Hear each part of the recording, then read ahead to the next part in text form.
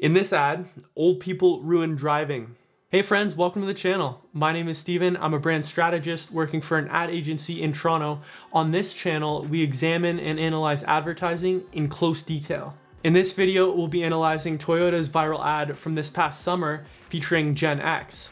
If you haven't already seen it, you can watch the full ad at the link in the description below. The intention of this ad is to make young people aware of the exciting new Supra and equally the practical, boring features of the car.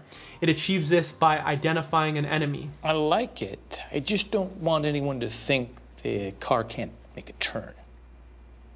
Right. In this case, the enemy is an idea. It's identified as the traditional, the old-fashioned and conventional, like using a phone attached to a cord. Let's talk about how brands establish an identity. It's often easier to articulate a brand's values by talking about what it stands against rather than what it stands for. This way, the audience is left to infer exactly what Toyota stands for based on the disagreements with the enemy. Viewers are to fill in and intuit meaning and therefore play a role in creating the meaning. It's a technique for involving the audience and getting them to participate in the story. Now, the enemy character among business execs is built through juxtaposition. Shown are the exciting shots of the Supra drifting around corners, then it cuts to the executive promoting navigation and trunk volume. I'm just not feeling that this super aggressive driving is going to resonate with the target demo. This is used for contrasting effect to show the difference between the two shots. Young people on one side of the table, their parents on the other. Juxtaposition also serves to make the audience sympathetic with the racing team. I imagine presenting a creative idea only to have others talk you out of it is a common, relatable experience to many. Another reason this ad was set up in an adversarial way was to tell the viewer equally the fun you can have with the car and the practicalities of using it. I've got one. Can't we do something about the hatchback making a really practical car for grocery shopping? Oh, I see it. Trunk volume. How would a Supra driver do the grocery shopping?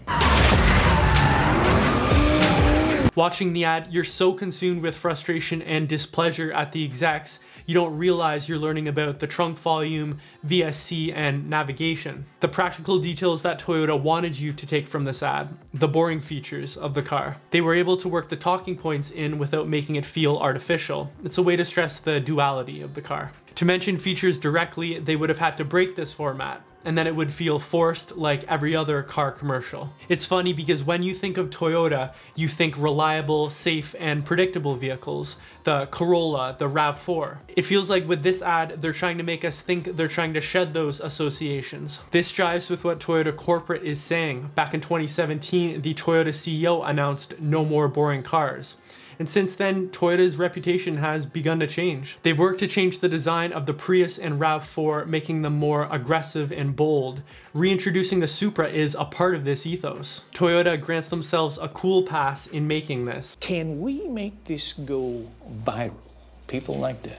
By using the executives as strawmen and the professional racing team as the enthusiasts, they're effectively saying, see these business people, we're not boring like them, we're enthusiasts. It gives the impression that they understand the audience and can relate to them because they are the audience. Oh yeah, the first criticism the executives make about showing the car taking turns is a reference to US muscle cars, which are known for straight line speed at the expense of being able to turn confidently or safely at high speed. America was not carving road through mountains, and they don't have 500-year-old cities to work around like Europe.